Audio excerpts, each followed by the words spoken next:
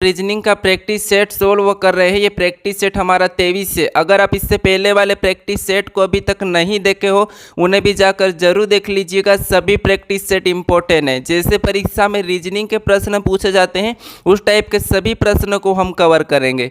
तो चलिए हम शुरू करते हैं प्रश्न 1 से। हमारा पहला प्रश्न दिया है। प्रश्न कह रहा है कि दिए गए विकल्पों में से संबंधित संख्या को चुनिए। यानी यहाँ पर जैसे 83 का संबंध 24 से है तो हमें यहाँ पर 96 का संबंध बताना है। तो सबसे पहले हमें ये पता करना है कि यहाँ पर 83 से 24 कैसे लिखा है। ठीक है, तो चलिए जैसे हम यहाँ पर क्या कर सकते हैं। तो यहाँ पर देखिए अगर ध्यान से देखेंगे तो इनका अगर आपस में गुणा करेंगे तो 8 त्रिया कितने होते हैं, 24 होते हैं और 24 यहाँ पर लिखा है। ठीक है, तो जिस तरीके से यहाँ पर संबंध है इसी तरीके से हम यहाँ पर क्या करेंगे, इसका भी आपस में गुणा करेंगे। तो यहाँ पर 9 छिंग कितने होते हैं, 54 होते हैं। यानी कि 96 का संबंध किससे होगा, 54 से होगा। जो प्रश्नवाचक चिन्ह है यहाँ पर कितना होगा, 54 होगा। ऑप्शन में देखेंगे तो ऑप्शन हमारे यहाँ पर देखिए सी में दिया है, तो सी हमारा यहाँ पर इस प्रश्न का सही जवाब होगा। ठीक है, तो आपको सबसे पहले ये पता करना कि यहाँ पर जिसका संबंध है वही संबंध यहाँ पर बताना है। ठीक है, तो चलिए हम बढ़ते हैं प्रश्न 2 पे।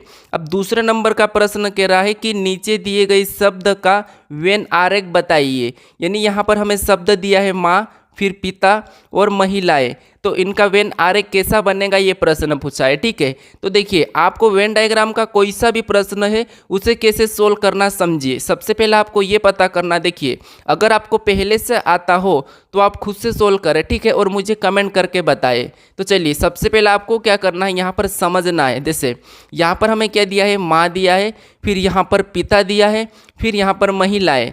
तो आप देखिए यहाँ पर इनका आपस में संबंध। ठीक है, तो देखिए आपस में संबंध देखेंगे तो यहाँ पर भले ये क्या है, माँ और पिता यानी कि पति पत्नी के रूप में होते हैं, लेकिन हमें यहाँ पर एक और चीज़ देखना है। तो ये माँ को देखेंगे तो ये महिला होती है और ये पुरुष होता है और ये एक महिलाएं है। ठीक है, तो देखिए अब डायग्राम कैसे बनाएंगे ये समझिए। जैसे हम सबसे पहले किसका बना लेते हैं, मान लीजिए ये महिला का बना लेते हैं, या फिर पहले शब्द का बनाते ये हम माँ का बनाते हैं। ठीक है, ये किसका हम बना रहे, माँ का बना रहे। यानी देखिए ये हमने माँ का डायग्राम बनाया, इसके बाद हमने किसका बनाया, माँ का। अब इसके बाद अब देखिए ये हमारा पिता, क्या पिता और माँ का कोई संबंध है क्या, तो ये पति पत्नी में आते तो ये क्या हो जाएगा, थोड़ा अलग हो जाएगा, यानी कि इस टाइप बनेगा इस तरफ। ठीक है, फिर देखिए अब महिला का, हमने पिता का बनाया, अब महिला का देखिए तो महिला का संबंध पिता से होगा या माँ से होगा। तो आप कहोगे कि यहाँ पर महिला यानी कि जितनी भी महिला जो माँ के अंतर्गत आती है, तो यहाँ पर जो बड़ा वाला डायग्राम ये किसका बनेगा, महिला का बनेगा। ठीक है, तो अब देखिए हम जब डायग्राम बनाए, जैसे ये जो बड़ा वाला ये किसका है, महिला का है, इसके अंदर छोटा किसका है, माँ का है, और जो पिता ये अलग हो जाएगा। ठीक है, कहाँ हो जाएगा, अलग हो जाएगा। अब देखिए हम ये वाला ऑप्शन में देखेंगे डायग्राम, तो ऑप्शन हमारा यहाँ पर दिया है ऑप्शन 3 में, तो ऑप्शन 3 हमारा इस प्रश्न का सही जवाब होगा। ठीक है, तो आपको सबसे पहले इन शब्दों को अच्छे से समझना है, फिर उसका डायग्राम बनाना है। तो चलिए हम बढ़ते हैं प्रश्न 3 पे। अब तीसरे नंबर का प्रश्न दिया है। प्रश्न कह रहा है कि यदि C भागित R बराबर F और E भागित T बराबर D और B भागित Z बराबर M, तो F भागित L बराबर एक प्रश्नवाचक चिन्ह की जगह अक्सर ज्ञात करें। तो देखिए तो हमें क्या करना है, सबसे पहले ये पता करना है कि यहाँ पर देखिए C भागित R बराबर F कैसे लिखा है, E भागित T बराबर D कैसे लिखा है और B भागित Z बराबर M कैसे लिखा है, उसी तरह यहाँ पर हमें पता करना है। ठीक है, तो सबसे पहले आपको ये पता करना है जब भी इस टाइप का प्रश्न पूछा जाएगा। तो ठीक है, अगर आप इस चैनल को अभी तक सब्सक्राइब नहीं करें तो दोस्तों प्लीज़ सब्सक्राइब कर लीजिए, क्योंकि आप सब्सक्राइब नहीं करते और कमेंट जरूर करें कि हाँ हमने सब्सक्राइब कर लिया है। ठीक है, तो चलिए क्या करेंगे, सबसे पहले हम पता करेंगे। जैसे अब देखिए यहाँ पर क्या करना है, हम देखते हैं सी को देखते हैं। तो भाग देने के लिए सबसे पहले इसको नंबर में लिखेंगे, तो सी हमारा ABCD में 3 नंबर पे आता है। ठीक है, फिर देखिए भागित का चिन्ह लगा लेंगे, फिर हमारा क्या है, R है। अब R को देखिए R कितने नंबर पे, तो R आता है 18 नंबर पे। ठीक है, अगर हम इसमें भाग देंगे तो 3 का 18 में भाग देंगे तो कितना आएंगे, 6 आएंगे। ठीक है, कितना आएंगे, 6 आएंगे। अब देखिए 6 नंबर पे क्या आता है, आपको पता है 6 नंबर पे ABCD में F आता है। ठीक है, और F यहाँ पर दिया है। ठीक है, तो अब देखिए इसी तरीके से यहाँ पर देखते हैं, इसका क्या करेंगे, अंक लिखेंगे। यानी यहाँ पर देखिए इसका क्या लिखेंगे, अंक लिखेंगे। ई कितने नंबर पे, तो ABCD में 5 नंबर पे आता है। फिर भागित का चिन्ह लगाएंगे। ठीक है, आपको समझ में आ रहा होगा। हमें सेम तरीके से फिर टी को देखेंगे, तो टी भी 20 नंबर पे आता है, तो 20 को लिखेंगे। अब हम जैसे यहाँ पर भाग दिया था तो यहाँ पर भी हम हम क्या करेंगे, भाग देंगे, तो यानी कि इसमें भाग देंगे तो 5 चौक के 20, यानी यहाँ पर कितने आ रहे, 4 आ रहे भाग देने पर। और 4 नंबर पे ABCD में क्या आता है, डी आता है, ठीक है, क्या आता है, डी आता है, और यहाँ पर डी दिया है, ठीक है। अब हम देखते हैं तीसरा वाला। अब तीसरे वालों को देखेंगे तो यहाँ पर बी दिया है, ठीक है, यहाँ पर क्या दिया है, बी दिया है। और बी कितने नंबर पे आता है, आपको पता होगा ABCD में 2 नंबर पे आता है। बीच में भागित का चिन्ह है तो भागित का चिन्ह लगा लेंगे। फिर देखिए यहाँ पर जेड दिया है, और जेड कितने नंबर पे, 26 नंबर पे आता है, ये भी आपको पता है, ठीक है। फिर देखिए यहाँ पर भाग देंगे तो 2 में 26 का भाग देंगे तो कितने होंगे, 13 होंगे, ठीक है, कितने हो जाएंगे, 13 हो जाएंगे। और यहाँ पर 13 नंबर पे कौन आता है, तो आप कहोगे कि 13 नंबर पे एम आता है, ये आपको भी याद होगा, ठीक है। तो चलिए यहाँ पर भी एम दिया है, तो आपको यहाँ पर तरीका पता चलो किसका क्या हुआ, इनका अंक लिख के उसमें भाग दिया है, ठीक है। तो हम क्या करेंगे, इसी तरीके से सबसे पहले देखिए यहाँ पर हमें एफ दिया है, तो एफ कितने नंबर पे, ABCD में 6 पे आता, तो 6 को लिखेंगे। बीच में भागित का चिन्ह है तो भागित लिखेंगे। फिर देखिए एल हमारा कितने पे, 12 पे आता, तो यहाँ पर हम 12 को लिख लेंगे। फिर जैसे हम सभी में भाग दिए थे तो यहाँ पर भी हम इसमें भाग दे देंगे, तो 6 में 12 से भाग देंगे तो कितने हो जाएंगे, 2 बार में जाएगा, यानी कि 2 होएंगे। तो 2 नंबर पे कौन सा लेटर आएगा, आप ये लिखेंगे, क्योंकि सभी में हम जो नंबर आए थे भाग देने पर उस नंबर पे कौन सा लेटर आया वो लिखे थे, ठीक है। तो यहाँ पर लिखेंगे 2 नंबर पे आता है बी, यानी यहाँ पर ए भागित एल बराबर यहाँ पर क्या आएगा, बी आएगा, ठीक है। ऑप्शन में देखिए ऑप्शन हमारे यहाँ पर बी में दिया है बी, तो ऑप्शन हमारा इस प्रश्न का बी सही हो जाएगा। अब चलिए हम बढ़ते हैं प्रश्न 4 पे। अब 4 नंबर का प्रश्न दिया है। प्रश्न क्या कह रहा है कि निम्नलिखित श्रृंखला श्रेणी को ज्ञात करिए। तो देखिए दोस्तों, आपको इस वीडियो में सभी अलग अलग प्रकार के प्रश्न मिलेंगे जो कि चैप्टर वाइज है, ठीक है। क्योंकि जब आप चैप्टर वाइज प्रश्नों को सोल्व करते हो तो आपकी प्रैक्टिस इतनी अच्छी हो जाएगी, क्योंकि परीक्षा में भी आपको हर प्रकार के प्रश्न मिलते हैं, तो यहाँ पर आपको एक सोल्व करने का एक क्या हो जाएगा, तरीका पता चल जाएगा, ठीक है। तो देखिए जैसे यहाँ पर हमें निम्नलिखित श्रृंखला श्रेणी को ज्ञात करिए, ये प्रश्न का है। तो क्या करेंगे हम यहाँ पर इस श्रेणी को पता करेंगे कि जैसे 50 लिखा है, फिर 60 लिखा है, 80 लिखा है, 120 लिखा है, 200 लिखा है, और अगली संख्या कौन सी आएगी ये पूछा है। तो हम क्या करेंगे, यहाँ पर पहली संख्या से पता करेंगे कि जैसे इसमें 50 से 60 कैसे लिखा। तो देखिए यहाँ पर 2 प्लस किया है और 10 प्लस किया है, ठीक है, यहाँ पर 10 प्लस किया है। फिर आगे देखेंगे तो यहाँ पर 80 लिखा है, यहाँ पर कितना प्लस हुआ है, 10। फिर यहाँ पर 80 लिखा है, यानी कि 60 में कितना प्लस किया, तो आप कहोगे यहाँ पर आपको 20 प्लस दिख रहा है, ठीक है। फिर देखिए 80 से यहाँ पर 120 लिखा है। अब यहाँ देखिए यहाँ पर कितना प्लस हो रहा है, तो 80 में अगर आप देखोगे तो यहाँ पर प्लस 40 हो रहा है, ठीक है, कितना हो रहा है, 40 हो रहा है। फिर 120 से यहाँ पर 200 लिखा है, यहाँ पर प्लस देखो तो यहाँ पर कितने हो रहे हैं, 80 हो रहे हैं, ठीक है, कितने हो रहे हैं, 80 हो रहे हैं। यानी अब संख्या को हम ध्यान से देखेंगे तो देखिए यहाँ पर 10 प्लस हुआ था, फिर 10 का डबल 20 प्लस हुआ, 20 का डबल 40 प्लस हुआ, और 40 का डबल 80 प्लस हुआ।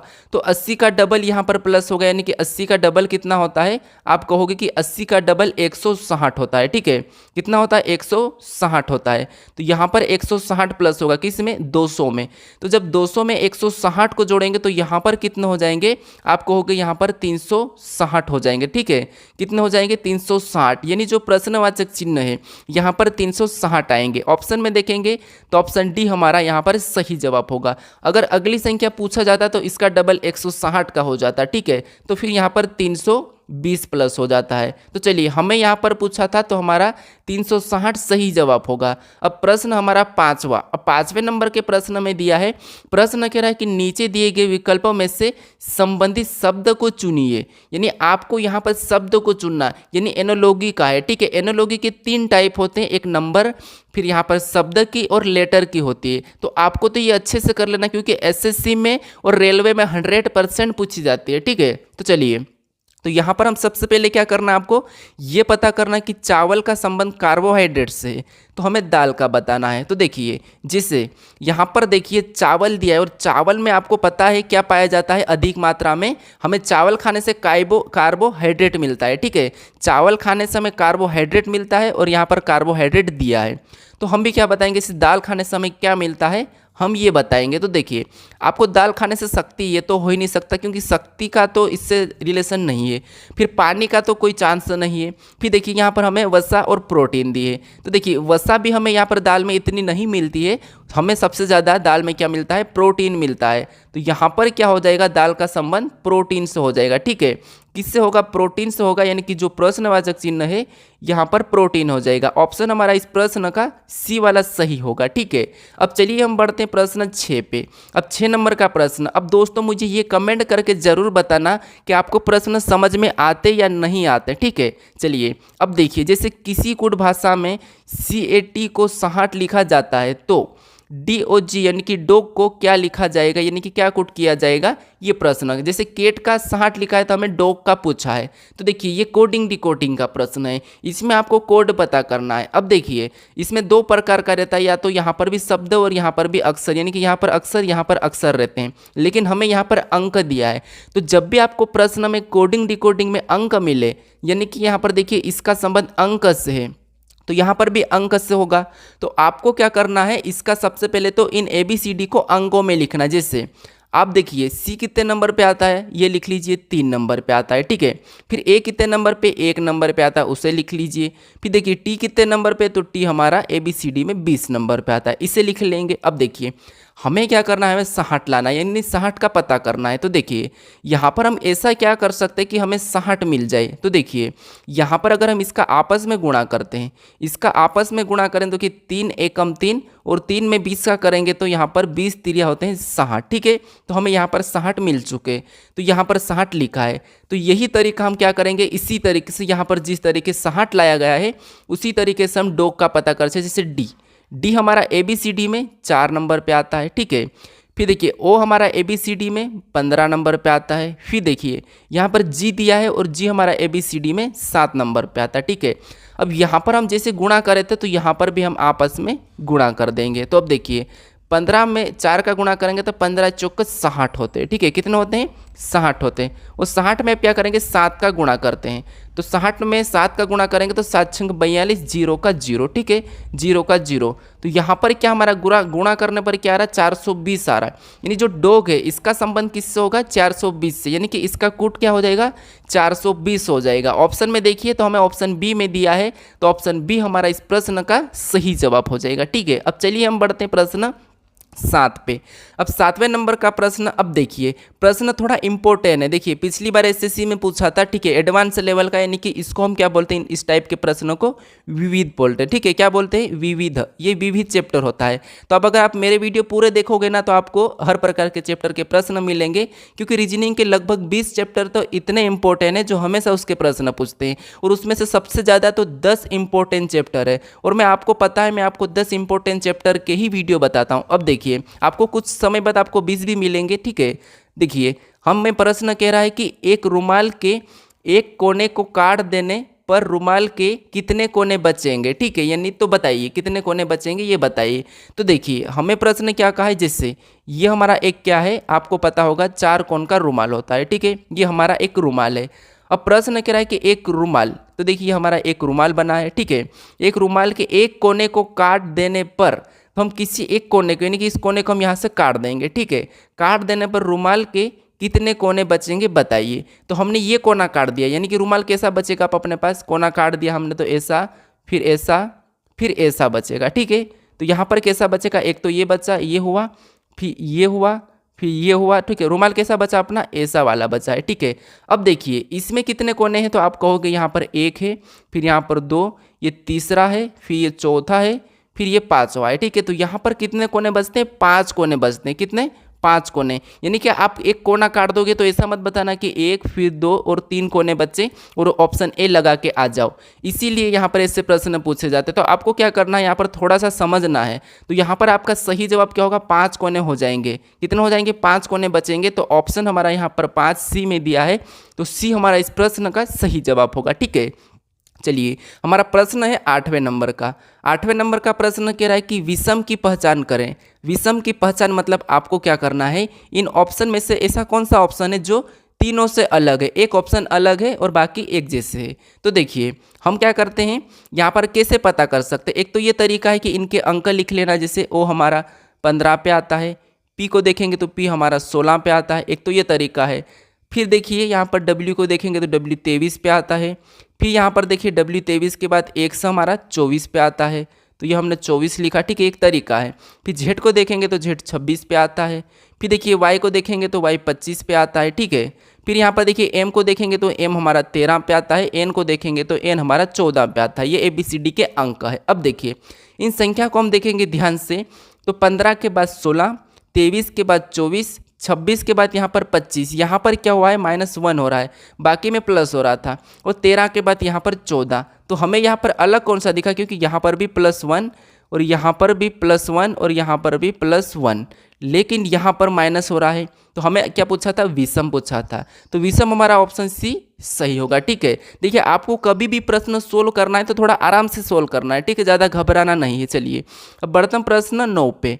अब 9वें नंबर का प्रश्न कह रहा है कि यदि दर्पण को PQ रेखा पर रखा जाए तो सही दर्पण छवि बताइए। तो देखिए हमें यहाँ पर कहा कि दर्पण, यदि दर्पण को PQ रेखा यानी कि हमारी ये रेखा, ठीक है, इस रेखा पर रखा जाए तो दर्पण छवि बताइए। ठीक है, ये प्रश्न पूछा है। तो क्या करना है आपको यहाँ पर, जब PQ रेखा पर हम रखते हैं किसी चीज़ को, इसको हम इधर बताएंगे, इसका दर्पण छवि इधर बताएंगे, तो इसकी दर्पण छवि उधर कैसी बनेगी। देखिए जैसे सबसे पहले तो एज की बनेगी, तो एज कैसा रहेगा, वैसा ही रहेगा, कोई प्रभाव नहीं पड़ेगा। फिर 1 को देखेंगे तो 1 पलट जाएगा और कैसा हो जाएगा, ऐसा हो जाएगा। ठीक है, फिर देखिए 2 को देखेंगे तो 2 भी हमारा यहाँ पर पलट जाएगा, तो कैसा हो जाएगा, ऐसा हो जाएगा। अब हमें इतना करने के बाद यहाँ पर देख लेना है कि हम ऑप्शन हटा सकते हैं। यहाँ पर देखिए यहाँ पर हमें 2 नीचे की ओर झुका मिल रहा, तो ऑप्शन बी नहीं होगा। ठीक है, फिर देखिए बाकी ऑप्शन ठीक है। फिर देखिए 4 को देखेंगे तो यहाँ पर 4 हमारा कैसा बनेगा, कुछ ऐसा बनेगा। ठीक है, कैसा बनेगा, इस टाइप से बनेगा हमारा 4, कैसा बनेगा, ऐसा बनेगा। ठीक है, तो ये वाला 4 हम ऑप्शन में देखेंगे। देखिए ये वाला 4 हमें, तो यहाँ पर तो 4 नीचे झुका है, ये वाला 4 नीचे झुका है, तो ये भी नहीं होगा। ठीक है, फिर यहाँ पर देखिए, यहाँ पर हमें क्या, ये तो यह 4 ठीक है। फिर 6 को देखेंगे तो 6 हमारा कैसा बनेगा, तो इधर पलट के 6 हमारा बनेगा, ऐसा बनेगा। ठीक है, तो यहाँ पर तो हमें 9 दिख रहा है, तो ये तो नहीं बनेगा, तो इसलिए ऑप्शन ए भी हमारा हटेगा। और ऑप्शन ए हमारा यहाँ पर कौन सा, यहाँ पर देखिए तो ऑप्शन हमारे यहाँ पर डी हमारा इस प्रश्न का सही होगा। देखिए एच यहाँ पर दिख रहा है, 1 दिख रहा है, 2 दिख रहा है, 4 दिख रहा है, 6 दिख रहा है, सभी के दर्पण छवि सही दिख रही है। ठीक है, तो ऑप्शन डी हमारा इस प्रश्न का सही हो जाएगा। चलिए हम बढ़ते हैं प्रश्न 10 पे।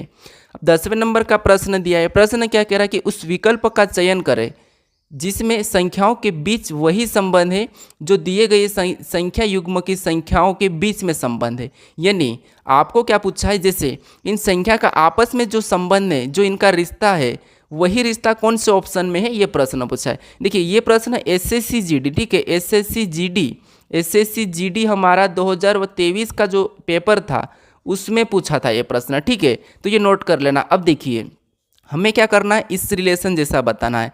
तो सबसे पहले हम देखेंगे इन रिलेशन को। तो देखिए 512 हमारा क्या है, तो ये 8 का घन है। ठीक है, 8 का घन है।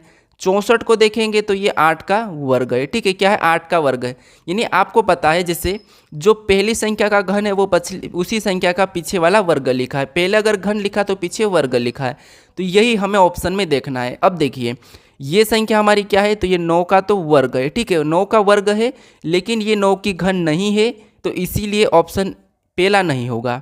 फिर दूसरे को देखेंगे तो ये क्या है, 11 का वर्ग है। ठीक है, हमें पीछे वाला तो उसका वर्ग होना चाहिए और आगे वाला उसका घन होना चाहिए। तो 13 31 भी क्या है, आगे 11 का ही घन है और पीछे 11 का वर्ग है, तो ये तो हमारा हो सकता है। फिर देखिए यहाँ पर देखिए तो ये तो 11 का तो वर्ग है, लेकिन ये घन किसका है, 12 का है। फिर देखिए यहाँ पर देखेंगे तो ये क्या है, ये भी 12 का घन है। ठीक है, ये 12 का घन है, ये भी 12 का है, और यहाँ पर देखिए यहाँ पर हमारा क्या हो जाएगा, ये हमारा 12 का नहीं 11 का है। ठीक है, ये क्या है, 11 का घन है। अब देखिए और ये हमारा 12 का वर्ग है। तो आपको यहाँ पर कौन सा दिखा, अगर यहाँ पर 12 का वर्ग है तो यहाँ पर 11 का घन है, तो ये तो नहीं होगा। तो यहाँ पर हमारा सबसे इसके जैसा ऑप्शन कौन सा वाला है, ऑप्शन हमारा दूसरा वाला है, क्योंकि देखिए ये घन वर्ग है तो ये घन है। ठीक है, तो यहाँ पर इसी जैसा, जैसे एक ये घन है तो यहाँ पर भी ये 11 का घन है और ये यहाँ पर 11 का वर्ग है। जैसे यहाँ पर 8 का घन है, 8 का वर्ग है, तो इसीलिए हमारा यहाँ पर इस प्रश्न का सही जवाब ऑप्शन दूसरा होगा। ठीक है, तो इस प्रश्न का ऑप्शन दूसरा है। अब देखिए आज के लिए इतना ही। अगर आप इस चैनल को अभी तक सब्सक्राइब नहीं कर रहे दोस्तों, तो प्लीज़ आप सब्सक्राइब कर लीजिए। ठीक है, और अभी तक लाइक नहीं कर रहे हैं वीडियो को, तो लाइक कर दीजिए। आपको क्या, देखिए जो मैं आपको इतने आसान भाषा में समझा रहा हूँ, आप एक लाइक नहीं करते हो, एक सब्सक्राइब नहीं करते हो। आप देखिए म्यूजिक के चैनल को तो जरूर सब्सक्राइब करते हो, लेकिन आप ऐसे चैनल को सब्सक्राइब नहीं करते हो जहां से आपको सीख मिल रही है या फिर करियर बन रहा है। ठीक है, तो आप प्लीज़ सब्सक्राइब कर लीजिए इस चैनल को। चलिए हम अब मिलते हैं नेक्स्ट वीडियो में।